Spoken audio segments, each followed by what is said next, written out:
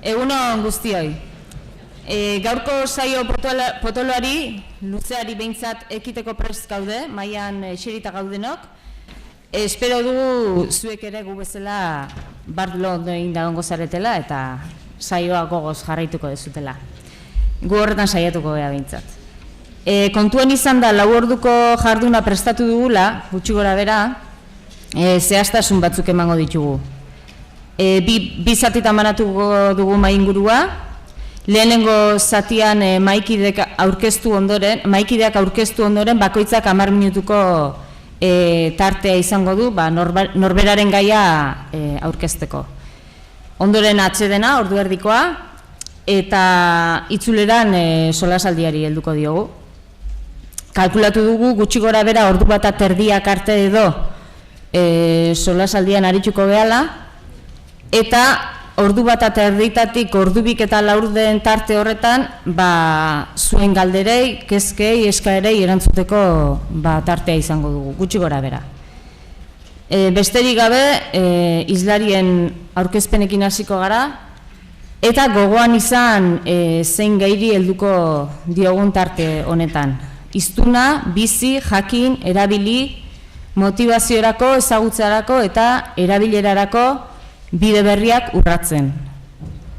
Orduan orain 5 aurkezpenak egingo ditut eta gero bakoitzak bere tarte izango du. Hasiko naiz hemen ezkerretik bigarrena daukadana, Larraiz Madina Beitia dugu. 6 urte daramatza emun lamundua euskalduntzeko kooperatiban. Azken aldian TELP izeneko tailerrak ematen ari da ikastetxeetan, erakunde publikoetan eta enpresa munduan ere bai. Tailer horiek zertarako diren gero azalduko du Larraitzek berak, baina bi hitzetan esan dezagun Valentzian duela sorburua, eta helburua baliabide psikolinguistikoak erabiliz hizkuntza menpekotasunari aurre egitea da. Bigarren hizlaria izango dugu Amaia Zarrabeitia, hemen ezkerrean aurrena daukat. Eluiar aholkularitzan 12 urte daramatza lanean. Eraldaketa prozesuetan aritzen da, bai hezkuntzan, enpresa munduan, baita udaletan eta udalerretan ere bai. Esparru horietan batzuetan hizkuntza da ardatza eta beste batzuetan bestelakoak. Hala nola, genero berdintasuna eta herritarren parte hartzea.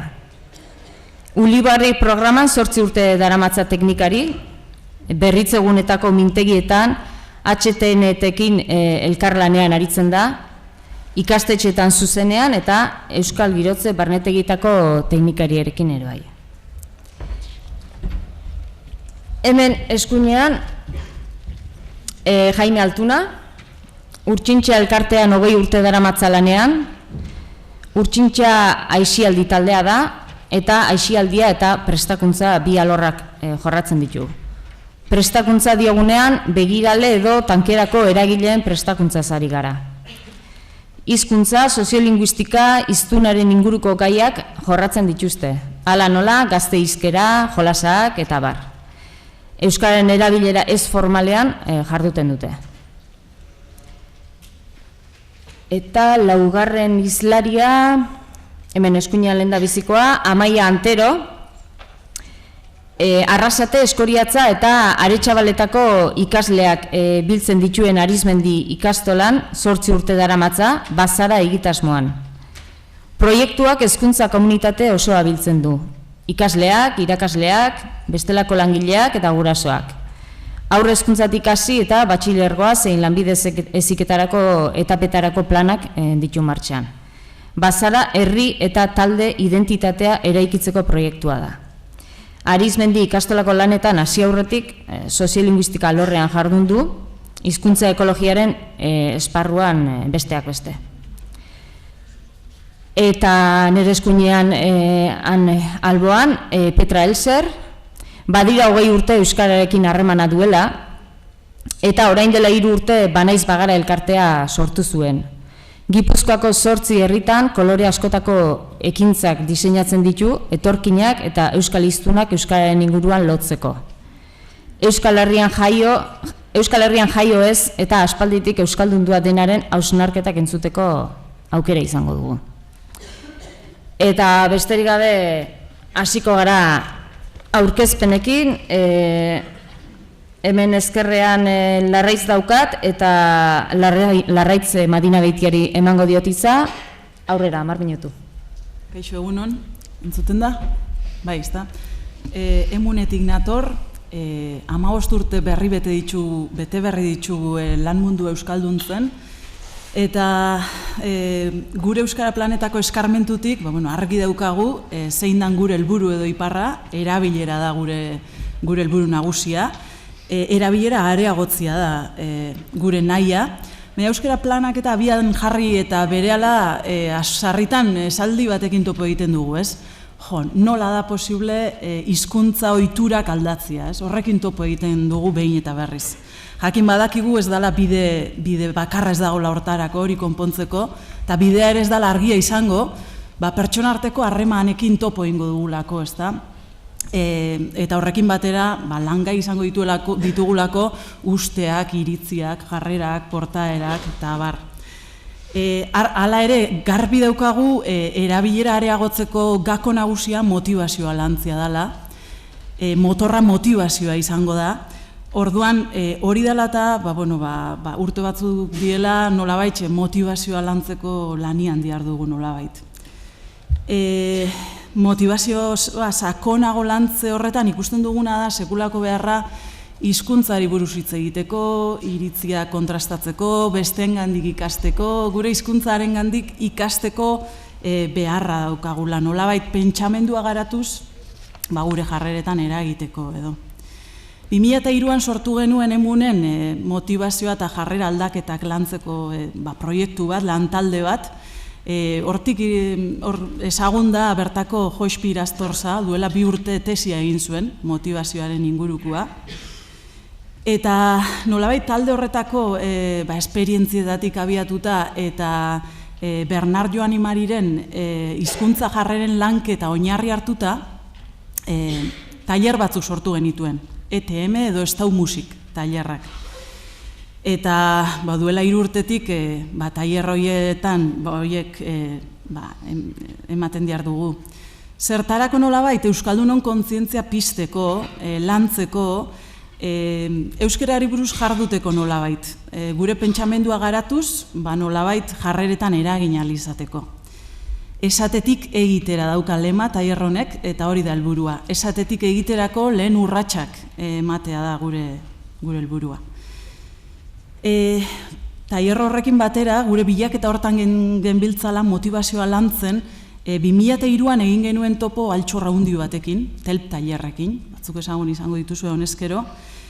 TELP tailerrak tailer de espai linguistik personal dira, nolabait, Valentzian dute jatorria, honintzak esan duen moduan, eta bertako sortzaileak bi psikologo dira, Ferran Suai eta Gema Sanginez. TELP tailerrak ezagutu ostean, ikusi genuen Euskal Herrirako oso lagungarri izan txezkela, eta hori dela eta nolabait beraiekin elkarlanean Euskal Herrira egokitu genuen materiala, eta hortan diar dugu, elkarlanean diar dugu. Zer dakar berri nolabait ikuspegi psikologikoa, hori lantzea. Eta horrekin batera norbanakoan portaeran oinarritzia. Beste eragin maila batzuk alde batera utzi gabe, uste dugu norbanakoan mailan eragitea garrantzitsua dela. Azken finean hiztuna garelako egoera askotan ze hizkuntza erabili hautatzen dugunak edo. Hartzaileak euskaldun kontzientziadunak izango liateke edo beraien euskaraz egiteko gogoa daukaten jendea izango litzateke. Sarritan euskaraz bizi nahi dugunok, hiztunok, sekulako borondatea izan arren konturatzen gara, egoera askotan usten dugula gure egunerokoan alde batera gure hizkuntza, eta nolabait, sarritan ez dakigulako nola kudeatu, gertatzen zaizkigun egoera horiek, bai? Beraz, TELP tailerren helburu nagusia hori izango da. Bizi ditugun deserosotasun, estres linguistiko horiei aurre egiteko, nolabait, deserosotasun hori murriztea, izango da helburu nagusietako bat, bestetik jokabide edo jarrera asertiboa eskuratuta, hiztuna bera geu gustorago sentitzea, eta horrekin lotuta erosoago bizitzeko eta hitz egiteko zenbait baliabide eta tresna eskuratuko ditugu. Denok ikasi dezakegu hobeto bizitzen,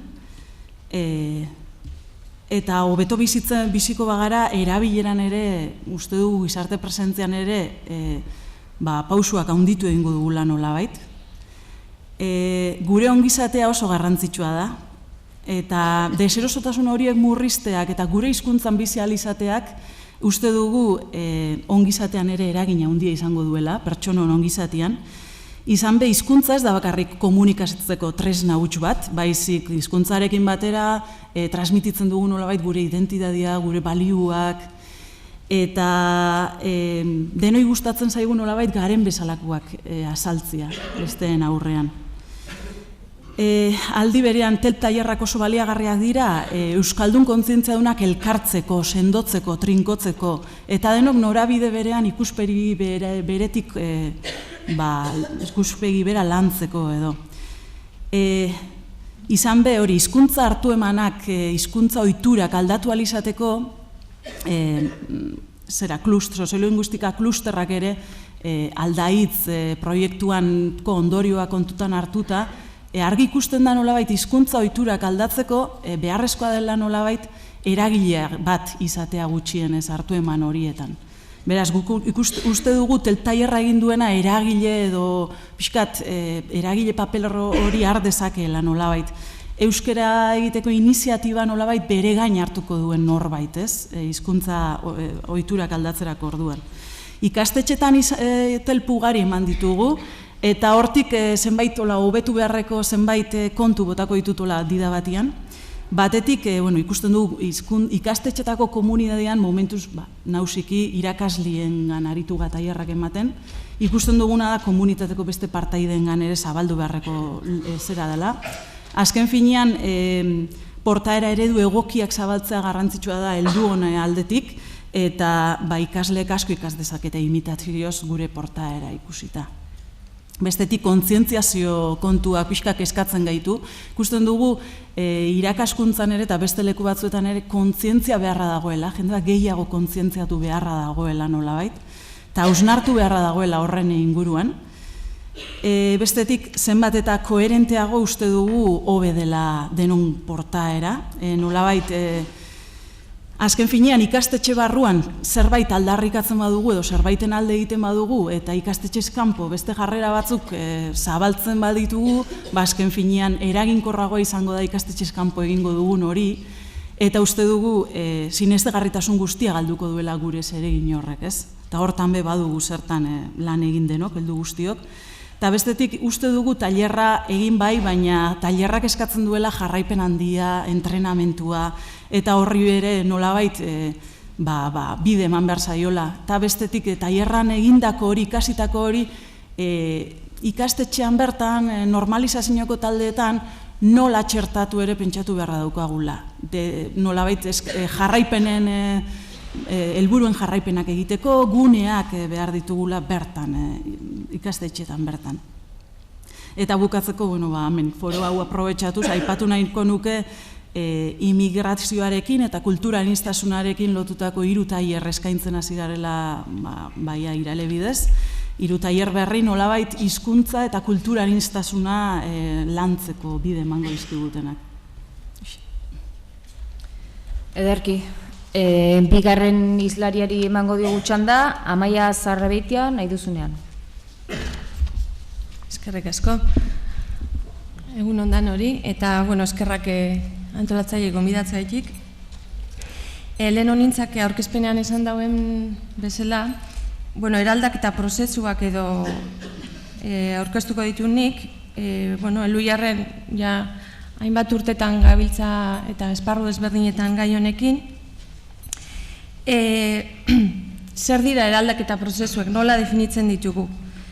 Esaten dugu eraldaketa prozesuak direla prozesu kontzienteak eta eraikuntza kolektibora edo bideratutakoak.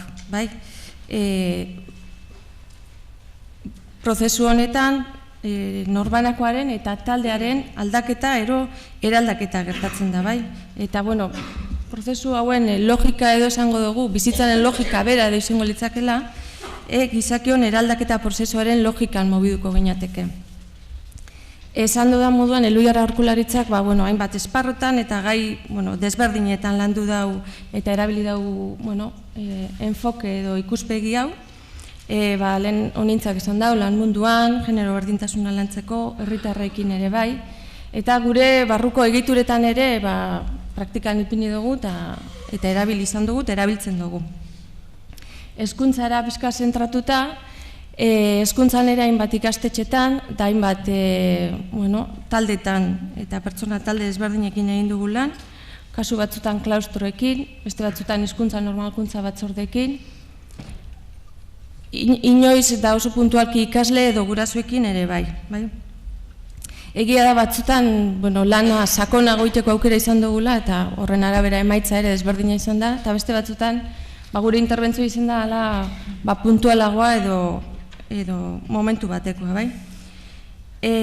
Ulibarri programarekin gure lankidetza gutxi gora bera 2005 urtean edo hasten da, eta hor helburua zen pizkatxo bat Ulibarritarren sarea edo osatzea eta hor parte hartzen duten pertsona edo kolektibo guztien implikazioa handitzea. Hori zen pizkatxo bat markatzen duen helburua. Eta, nik esango nuke ikastetxeei eskaini diegula lan egiteko bide bat, modu bat edo era bat, metodologia bat azken finean. Eta metodologia horren ardatza edo abia puntua izan dela pertsona, eta pertsonaren bizipenak, pertsonaren sentimentuak, eta egia da baita ere plangintzak landu ditugula eta datu objektiboa kontutan hartu dugu zela, eta ikastetxe horretan zeintzu diren erabilera datuak, ezagutza datuak edo ingurune soziolinguistikoa zein dan, hori dana kontutan hartu dugu eta plangintzak egin dugu. Baina era berean ardatza ez da izan hainbeste emaitza hori edo produktu hori lortzea, baizik bide hori egitea edo prozesua bera izan da gure ardatza. Azken baten nola lantzeari edo eman diogu garrantzia, bai? Uste dugulako nola horrek aurrera begira emaitza edo iraunkorragoak ematen dituela eta eman dituela, bai? Adibidez garrantzia eman izan diogu beti eta ematen diogu talde indartzu, talde kohesionatu bat izateari eta hor hainbat elementu izan ditugu kontuan, bai?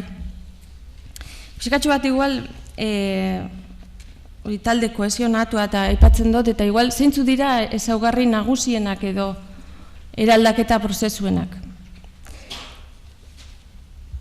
Hasteko eta beti guk edozein gunetara hurbiltzen garenean, edozein ikastetxe edo edozein talderekin hasi baino oraino beti izaten dugu ikasketa prozesu badala eta holan hartu behar dela, parte hartzan oinarritutako prozesu badala. Ikasketa prozesua esaten dudanean, laguntzen diete pertsonei, parte hartzen duten pertsonei, inguruaren azterketa kritiko bat egitea eta, dimentsio zabal edo anistun baten, bai?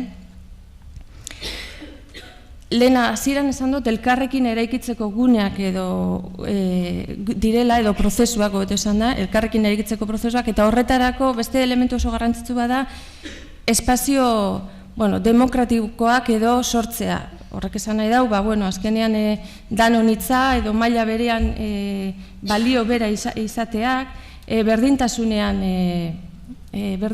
jokatzeak, eta horretarako ezinbestien baldintza batzuk sortu behar dira, eta hori da azken baten espazio demokratikoak edo kontzeptu horrekin adierazi nahi dudana. Gero lan egiteko moduan edo bi dinamika den bidez edo jarduten dugu prozesuaren zehar, eta bata da hausnarketa dinamikak eta beste ekintza dinamiken bidez, bai?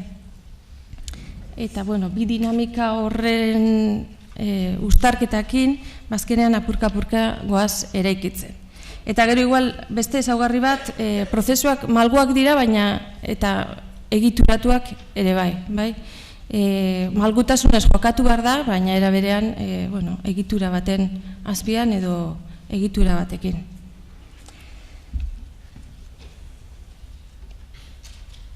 Oinarrian, ezaugarri hauetaz aparte, pixkat esan dugu ikasketa prozesu bat direla, espazio demokratikoak sortzea, bi dinamika edo, hausnarketa ekintza, eta horren oinarrian, badaude, bi dialektika, bai? Bata da, ekintza, hausnarketa ekintza, bai? Eta hor dialektika horrekin mugitzen gara, eta beste bat, pertsona, taldea pertsona. Eta bi dialektika horrek joan etorrian edo mugitzen ditugu eta mugitzen dira taldean, bai? Prozesuak izaten dira, eta nik uste hemen ezagun asko ikusi dituela eta batzuk bizi izan dituzuela alako prozesuak, prozesu bibentzialak, bai? Batzutan zaila izaten da hor parte hartu ez duen bati edo prozesuren baten parte hartu ez duenari osotasunean transmititzea gertatu dena edo eman diren aldaketak edo egindako hausnarketak, bai? Orduan guk esaten dugu prozesu bibentzialak direla, talde izaera sendotzeko balio dutenak, eta gero beste elementu bat oso importantea, taldea bera izaten da prozesuaren jabe, bai? Askotan dinamizatzaileok edo kanpotik joaten garen aholkulariok joera izan dezakegu pixka prozesuak geuk bideratzeko, baina ideala izango litzake taldeak bera kontrolatzea prozesua eta bera izatea prozesuaren jabe, norantza hori edo eta ematen diren pausuen jabe bera izatea. Lehen hasieran esan dut, pertsona izaten denez abia puntu, ezinbestean elementu objektiboez gain edo arrazoia lantzeaz gain, landu behar dira emozioak edo pertsonen alderdi subjektibo horiek ere bai. Eta igual, labur-labur gero aukera aukingo dugu jarraitzeko, baina sei momentu edo eremu hartzen ditugu kontuan, bata da taldea sortzea, bestean norbanakoa, pertsona, gero gure inguru hurbila, kasu honetan eta hezkuntzara edo ikastetxera hartzen badugu ikastetxea bera edo hezkuntza komunitate izango litzakena, baita be gure ingurune soziala, azken baten pertsona danok daukagulako motxila beteta, gure familia ohiturak edo kultura edo, bai? Eta gero beste elementu bat oso garrantzitsue, lantzen duguna ere bai, zeharka, da identitatearen elementua. Eta identitatean bi aldagai edo hartzen dugu kontutan, bata da alderdi emozionala, sentimentuen mundua, eta bestea erreferente etikoena, ze sinismen, ze balio, zer daukan pertsona bakoitzak. Bi elementu horrek zeharka lantzen dira eta egia esan nahiko klabe izaten dira horrek ikutu eskero, lortu eskero horrek ikutzea, aurrera begirako aldaketak edo eraldaketa edo aldatu nahi dugun hori, errezago edo lortuko dugu, bai? Igual, ez dakit, adibidetxo batzu pixkat amaitzen joateko, eta uste dut, igual, identifikatuta sentitu alzaiela, gu landu izan dugu olako prozesuek hizkuntza batzordeekin adibidez, eta sarri askotan topatzen gara ikastetxetan, ez beti, baina batzutan, ardura hori daukanak edo daukan lantalde horrek, karga bezala bizi duela ardura hori, ez? Eta batzutan marroi bezala, ez? Ni tokatu zait eta nik egingo dut, eta gugor saiatzen gara eta askotan lortzen dugu horri pizkatxo buelta ematea, baina abia puntua beti pertsona horiek izen da, pertsona hori, bere bizipenak, elkarrun lertu, entzun, empatizatu, eta beraiek izatea pizkatxo bat aurrera begirako klabe horiek identifikatuko dituztenak eta aurrera begira hobetzekoak identifikatuko dituztenak, konpromisoak hartuko dituztenak eta azken finean aldaketa hori edo lortu nahi dugun hori egingo dutenak. Hoxe, pizkatero bat amaitzeko hizkuntza jarreretan, eta jokaeretan azterketa hori hausnarketa bidez eragin behar dugula eta egin behar dugula, eta horren ondorioz tresnak izan behar ditugu aurrera begira horrek gainditzeko edo horrek sortutako oztopoei aurre etxeko, konpromisoak hartuaz eta beti be ekintzara jauzi eginez, bai? Hori ezin da geratu hausnarketetan, ekintzarako jauzi hori eta ekintzako jauzi hori eginez, bai? Eskerrik asko. Ederki, Amaia, hirugarren hizlari Jaime bera, ez dakit lehen ordena nola egin dudan? Holaxe, Jaime Altuna orduan.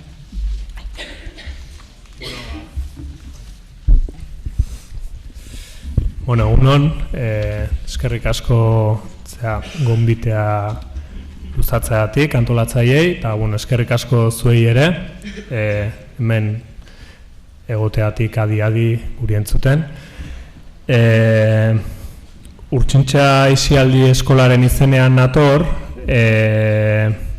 urtsintxa aisialdiko eziketan eta aisialdiko eziketatik edo eziketik aritzen gara hizkuntza normalizazioan, eta hor banatu dizueten zehakarpetoetan agertzen da guk eskolei begira ze eskaintza dugun hizkuntzan inguruan gero bidatzeko, guain ez da kontua orain bidatzeko. Bakarrik esatean nik gaur orain labur-labur 10 minutu hauetan eziz izeneko programari buruz hitz egingo dizuet, labur-labur eta ingoet dexente irakurrikoet, ze bestela hasten banaiz irakurri gabe hizketan onintzak herrieta ingo dit, ze pasako naiz denboraz, orduan gero eukiko dugu bigarren zatean eukiko dugu igual tartea gauza zehatzagok edo adibideak edo jartzeko. Eziz hizkuntza heziketarako dinamizazioak dira,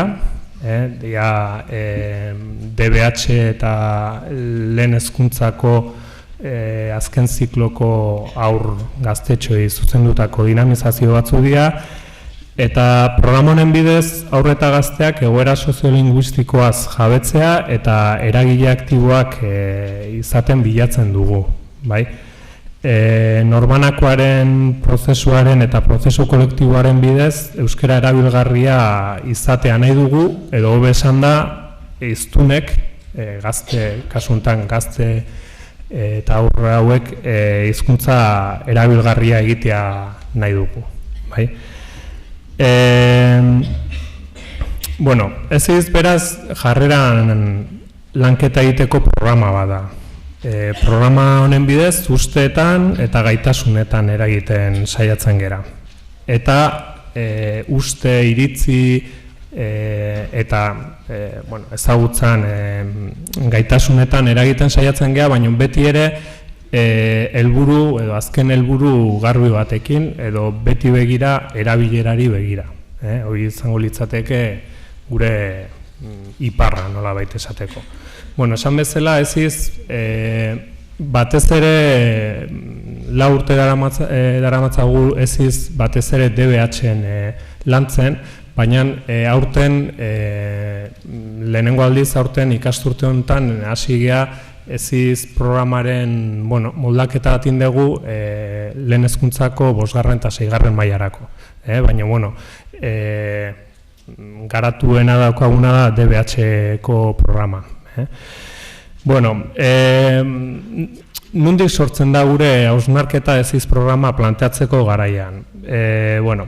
Guretzako hizkuntza bat erabiltzeko ahozko eta idatzizko trebezia eskuratzea beharrezkoa da, baina ez da aski. Hizkuntzaren ezagutza ezinbesteko baldintza da, baina ez da nahikoa gure ustez. Hizkuntza erabileran eragiten duten faktore arau eta jarrerez kontzientzia hartzea garrantzitsua da.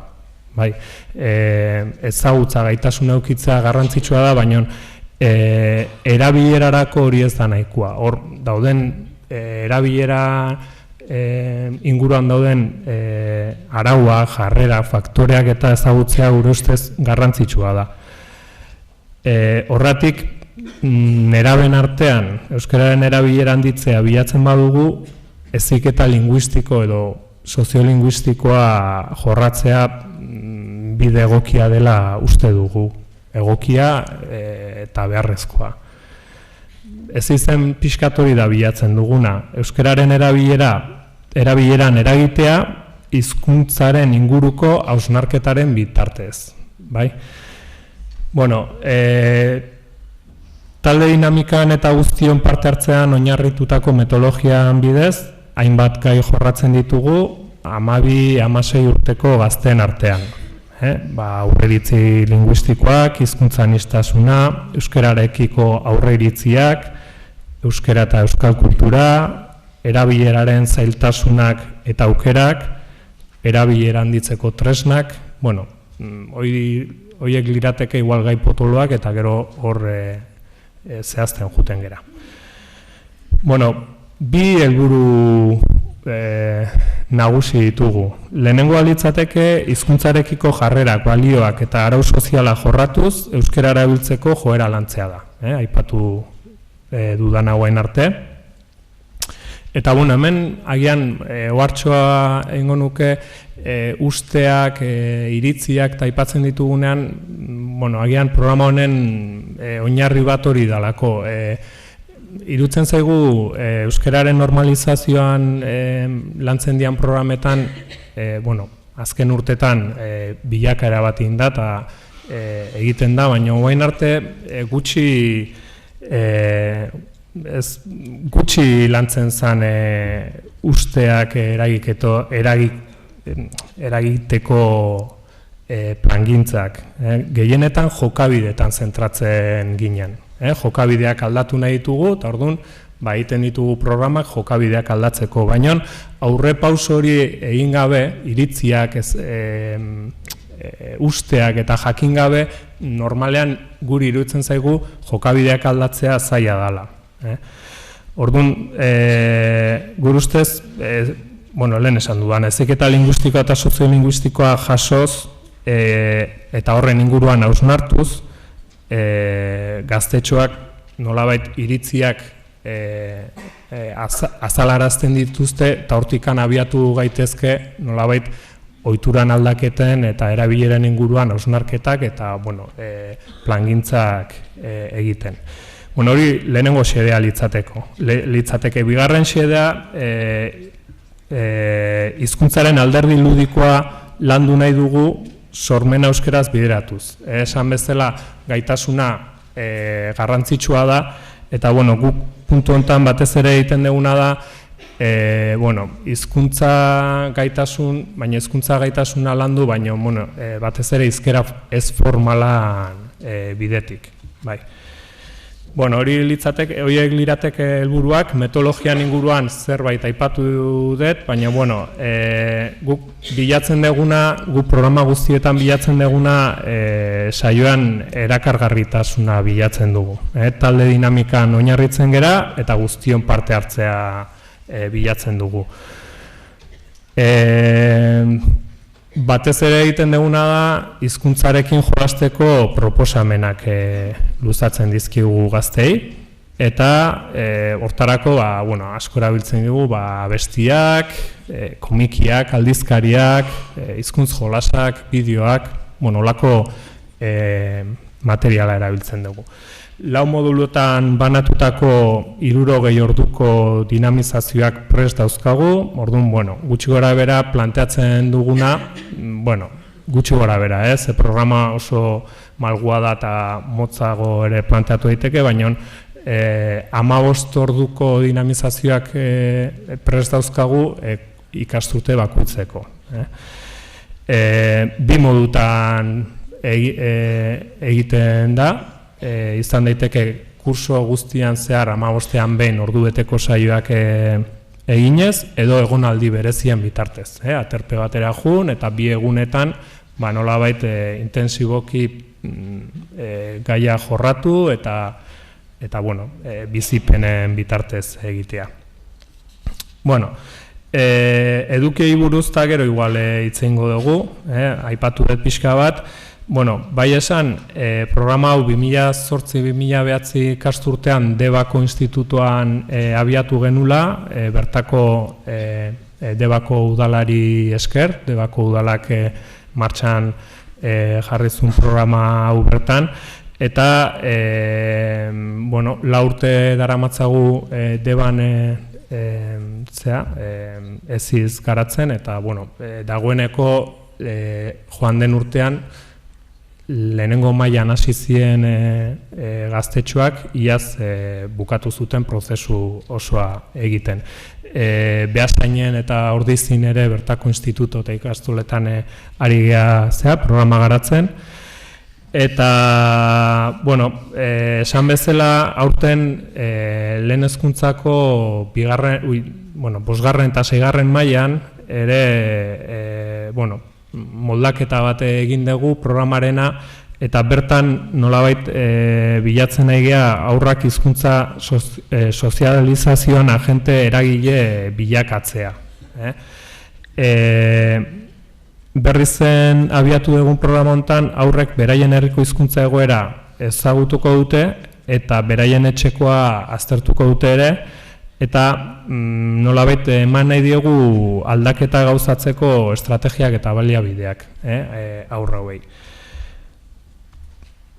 Laburbilduz eta bukatzeko, bueno, esatea lehen esan dudana, aurre eta gazteak egoera soziolinguistikoaz jabetzea eta eragile aktiboak izatea bilatzen dugula, ez izan bitartez, eta nolabait norbanakoaren prozesua da, baina baita prozesu kolektiboa azkenean azken helburu hori lortzeko hiztunek hizkuntza erabilgarria egitea. Eskerrik asko, eta bueno, gero agian zehaztapen gehiago, adibideek edo jarri ditzakegu. Amaia Anterori emango dugu orain hitza. PowerPointa bihar detotak, ja prest da oso. Bueno, nire aurreko danek eskerrak emanez hasi du hitzaldia. Niri ez dakipa, momentu honetan eskerrak emateko baino bestizio zer emango nieke. Gonbidatu gaituzte nahi, baina hemetxena honez, urte desente daramatzat hortxe, zuek zebeten lekuan, eta egia esateko momentu honetan hortxe jartzeko sentitzen dut ezta, aiak hemen hau. Bueno, Arizmendi ikastolatik nator, eta hemen nire lankideekin batera, hemen daude beste 5 lankide, eta gatoz, Arizmendi ikastolan bizitzen eta aurrera eramaten ari garen esperientzia xume bat zuengana ekartzera, eta ia 10 minutu hauetan azaltzen dizuedan, ezta. Arizmendi ikastolaren barruan badugu egitasmo bat, hor ikusten duzue bazara, identitatea eraikitzen laguntzeko proiektua, eta, labur 10 minutu hauetan azalduko dizuet zertan dihardugun. Hasi aurretik, datu batzuk pixka bat kokatzeko gure ikastola, ez da? Alde batetik lehen esan dugun moduan Arizmendi ikastola bada, beste hainbat ikastolekin batera ikastole mugimenduan parte dena, eta gero bestetik kooperatiba ere bada, gure zaugarri bereizgarritako bada kooperatiba integrala garela, horrek esan nahi du gure ikastolako bazkide direla gu ikastolako langileok, ikastolako gurasoak eta gero bazkide kolaboratzaileak. Uezi adibidez gure ikastolako bazkide da, Arrasateko udala ere bai, hainbat erakunde Fagor ere gure ikastolako bazkide da, eta gero norbanakoak ere baditugu, bazkide direnak ikastolan. Pixka bat dimensionatzeko gure ikastola, ikastola nahiko handia da, onerako eta txarrerako. Aurre hezkuntzatik hasi, lehen hezkuntza, bigarren hezkuntza eta lanbide heziketa hartzen ditugu.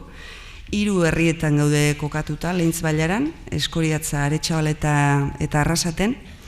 Guztira 12 gune ditugu, 12 ikastetxe desberdin.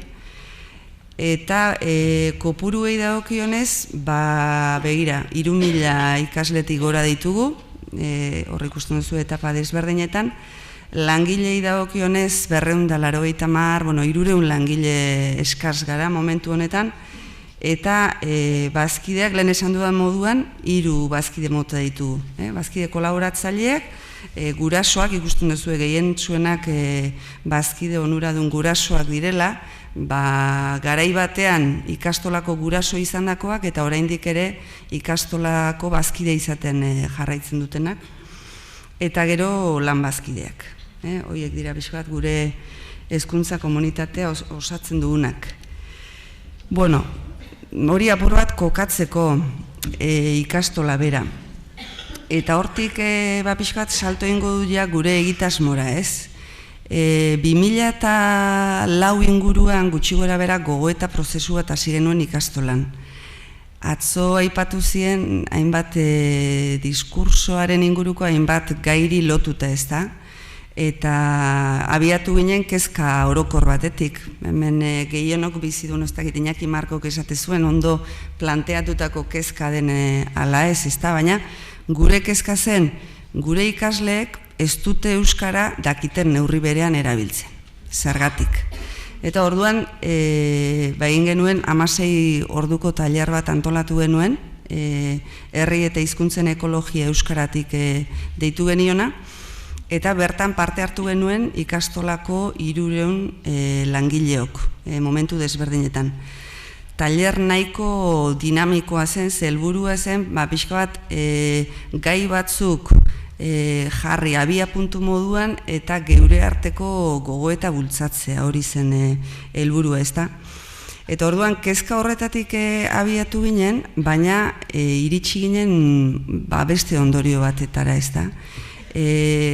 Behar bada gure arreta gaia eta gure begirada gure ikasleen erabileran dago, baina kezka igual sakonagoa da, ezta? Maila sakonagokoa da. Gure ikasleengan sumatzen duguna da hizkuntzarenkiko identifikazio maila jetxi egin dela. Eta behar bada identitate mailan daukagula kezka jarri beharra, ezta? Edo indarra aldi berean, ezta? Eta orduan, hortik gero aurrera izango dugu bigarren zatia, baina behintzat ondorioa hori izan zen, ez? Erabilera baino gehiago landu dezagun identitatea, ez da? Eta hortuik sortu genuen bazara egitasmoa, eta horrela daukagu definituta, bazara da identitatea eraikitzen laguntzeko proiektua. Orduan, urrengo pausua izan zen, goazen diskurso konpartitu bat garatzera. Ikastolan danok konpartituko dugun diskurso bat, eta hortik aurrera goazen proiektu konpartitu bat eraikitzera. Eta horiek izan dira eman ditugun urratsak, ez? Orduan, elkarri bota genionen bideoa hori izan zen, ez da? Mintegi bat osatu genuen, esan beharra dukat zuzendaritzak hasieratik erabateko implikazioa izan duela proiektu honetan, eta bultzatzaile eragile oso garrantzitsua izan dela. Eta orduan sortu genuen olako mintegi bat identitatearen inguruan ikastolan, eta hori galdetu genion gure buruari, ezta? Eta guk zer lortu nahi dugu. Gure bi hankak horiek dira, ezta? Ikastola eta kooperatiba, eta galdera hortik abiatuta egin genuen, testu inguru honetan landu nahi dugu gai hau, eta orduan ikastolagaren aldetik horrela formulatu genuen, ezta? Beste herri eta kulturekiko berdintasunetik eta osagarritasunean, apur bat hizkuntza ekologiaren diskursoa oinarri hartuta, euskaldun izatearen hautua era kontzientean egingo duten persona garatzen laguntzea. Eta hemen azpimarratzen dut euskaldun izatearen hautua, ez euskeraz egitearen hautua, edo ez euskera erabiltzearen hautua. Hori oso modu kontzientean egin genuen aldaketa bat izan zen, ez? Guk nahi ditugu euskaldun izatearen hautua egingo duten personak nahi ditugu ikastolan. Gero bestetik hori, kooperatibagaren aldetik, igual eben honek ez duen besteko zera, bai, esaten nuen, gure ikasle gehienek ez dute kooperatibatan lan egingo, baina nahiko genukena da behintzat ikustea kooperatiba antolaketa era egokia dela eurentzat, eta behintzat izan daitezela balio kooperatiboak dituzten personak. Taldean lan egiten dakitenak, elkarlanean gauzak aurrera ateratzen dakitenak, ezta? Beste urratz bat gehiago eman genuen, dezen genuen, eta zer landuko dugu orduan bazaran? eta 5 eduki bloke hauek lantzen ditu bazaran. Euskal identitatea eta euskal kultura, munduko identitateak eta kulturak, hizkuntza jarrerak, ikastola izaera eta kooperatiba izaera.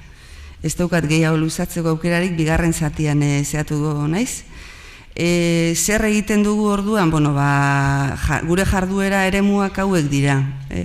Esan beharra daukat hori, hemen daude Aitor eta Eneritz eta 3 gaude bazaran, gero izproko bestekide batzuk ere badaude, baina bazaran momentu honetan gaude egun osoz, jarduera osoz 2 pertsona eta gero ordu batzuetan beste pertsona bat. Egiten duguna da gehien bat formazioa eskaini ikasleei, irakasleei, horretarako derrigorrez materiala sortu behar izan dugu urte guzti hauetan, horretarako ikertu egin behar izan dugu, modurik xumeenean, ez paper artean bakarrik, baizik proiektu desberdinak ezautu, jende askorekin egon, eta sensibilizazioa batez ere egiten dugu gurasoekin eta gero ikastolako ez irakasle diren langileekin. Hemen naiz luzatuko hain aurre hezkuntzan zer egiten dugun, esango duena da aurre hezkuntzan batez ere gure esku hartze zuzenena gurasoekin eta irakasleekin egiten dugula. Lehen hezkuntzan berriz, lehen Jaimek esan duen moduan esku hartzeak gela barruko saioetan egiten dugu, eta hau 3. urtea dugu, LMH-ko azken zikloan, eta gero bigarren hezkuntzan gela barruko saioen sekuentzia badaukagu, 5 eduki bloke horien inguruan, eta gure indargune handiena da bazara batzordeak, DBH-en eta batxilergoan dauzkagun 2 bazara batzordeak, gero monitoritze eskola bat ere badaukagu ikastolan, eta hoien eskola horren formakuntzaren barruan bazarak badauka lekua, ezta? Lanbide heziketan, ziklo guztietan eukitzen dugu olako hizkuntz portaeren inguruko saio bat, baina behar bada berrikuntza izan da kurrikulumean txertatu dugula TAFIDen ni hezitzaileen ni euskara eragile modulo bat. Eta ia bukatzeko, igual esango nukena da zein dan sekuentzia metodologikoa, ez? Lehen hezkuntzan 10 saio eskaintzen ditugu, baina da hausnarketan eta autokontzientean lagunduko duten bizipenak. Batez ere hortaragoaz, bizipenak lantzera. Zergatik gure helburua dalako azkena autopertsonal hori egitea, ez da? Eta BH-en, bigarren hezkuntzan berriz, egiten dugun ibilbide metodologikoa da, oinarrizko hausnarketetatik abiatu DBH-en, eta batxilergoan hausnarketa garatuetara rantz joan, eta lagundutako autokontzientetik, eskutik heldu eta laguntzetik, baina autokontziente librera joatea. Eta hortarako, bazara batzordeak daude, guretzako oso indargune potentea direnak, tutoreak daude, gu gaude teknikari moduan, kanpoko erreferenteak daude, ikasle hoiak ere sartzen ditugu, eta momentuz, hauxe esango nuke. Oso, eskerrik asko Amaia, azken islaria Petra Elser, 10 minutu. Eskerrik asko, egunon, asko posten naiz eta nolabait harro sentitzen naiz hemen egoteagatik, zeren nire akzentuakin nabaritzen zarete, ni ez naiz hemen jaiotakoa, ni etorri naiz gizarte honetara 30 urte nituenean, eta oso gustora bizi naiz hemen, eta orduan gaur konpartitu nahi dut pixkat nire esperientzia eta nik egiten dudan lana. Nik banaiz bagarra elkartean egiten dut lan. Sortu da elkarte hori duela 3 urte.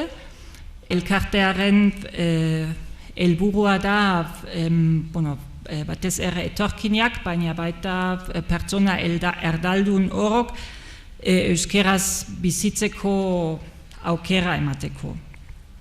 Eta horretarako metodologia da nolabait sortu dugu taldeak, gaur egun 8 herritan egiten ditugu lan, Gipuzkoan denak, eta talde haietan posible da euskera ikastea, eta aldi berean euskera erabiltzea, eta gero taldearen bitartez ere euskal gizartearen parte hartzea. Talde haiek batez ere etorkinei daude zuzenduta, baina ez bakarrik etorkinei, baizik eta pertsona erdaldun oro. Eta, hor talde haien bitartez gurasoekin ere ditut harreman asko, zeren taldetara tortzen diren askok dira gurasoak, eta beraien kezka edo igual abia puntua da seme alabak euskeraz ikasten dute, eta beraiek ez dute ez da eskolakin edo euskal gizarteakin harreman ahondirik, eta gero ere ez dakite euskeraz. Horren, hoi da pixkat abia puntua nik ona ekarri dudan hausnarketarako. Zeren iruditzen zait, eta hori nabaritzen dut ere gure partartzailen motivazioan askotan, kokatzen da euskera eremu jakin batean. Ez dira beti eremu berdinak, batzutan bat da hezkuntza eta eskola, beste bat da kultura, beste bat dira oposaketak eta funtzionario izateko perspektiba, eta gutxitan kokatzen da edo osatzen da irudikapen osoa edo perspektiba osoa gizarte osoarena. Eta nire ustez hau da abia puntu edo zerbait oso garrantzitsua, zeren bai ikasleak, bai pertsona guztiak bizi gara gizarte oso batean, eta horretarako behar dugu gizarte horren irudikapena. Gizarte horren irudikapena neurri handi batean lanarekin dago lotuta, zeren gure bizitza irabazteko edo bizi al izateko egin behar dugu lana, eta lana nola burutzen dugu edo zein gizartean dauka eragin handia gure portaeran. Zeren nire ustez gazteak ere neurri handi batean baloratzen dute nola egin alduten aurrera gizartean, edo bilatzen dute nola egin alduten gizartean, nun aukitzen dute horretarako balioa bidea, bai balioak, baina baita ere balio materialak, dirua, diru sarrera, lana eta bar. Eta nire ustez gazteak bai konturatzen dira euskerarekin beraiek ikasten duten hizkuntzakin oso urrun ez da iristen gizarte horretan bizi ibilbidea osoa begiratzen balin badugu. Zeren askotan behin eskola utzi edo ikasketak utzi eguneroko bizitzan egin behar da gaztelaniaz, zeren lan munduan aukera handirik ez dago euskeraz bizitzeko. Eta orduan bai kontziente edo subkontziente gazteak bai konturatzen dira hemen ikasten den hizkuntza bukatzen da nire bizitzaren momentu batean, eta honezkero beste mota batekin moldatu behar naiz, edo aizialdia, familia, nire lagunak inguruko bizitza daukat euskeraz, eta hor ez dut horren garantzia kendu nahi, eta nik ere bat nator nire aurreko islariak esan duten guztiekin, ezaren identitatea edo nortasuna garantzitsua da, baina ala ere norberak, pertsonak ere bizi da gizartearen osotasun batean.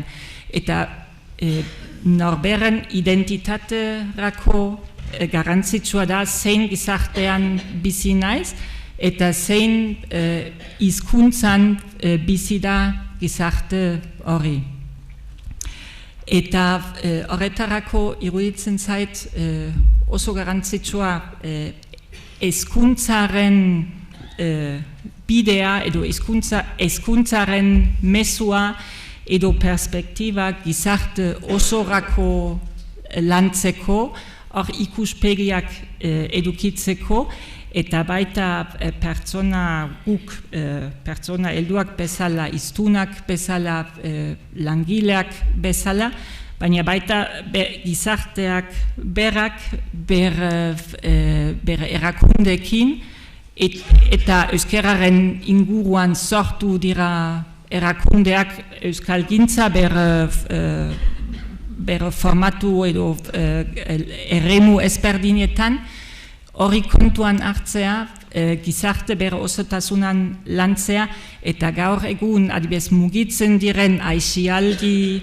inguruko energiak edo gaztentzako festak antolatzeko energiak edo herriko festak antolatzeko energiak edo baita motivazioa bilatzeko energiak neurri handi batean gizarte osoaren strukturetan kokatzea eta baita eskolak eta beste gizarteko instituzioak hori kontuan hartzeko eta horretan sormena edo gizartean eraikuntza horretan oinarritzea. Oso ondo, 11 ez gara inbeste atzeratu, 11:08 pentsatzen dut ordu erdiko tartea izango dugula orain, eta lehen esan bezala gero itzuliko gara, gero arte.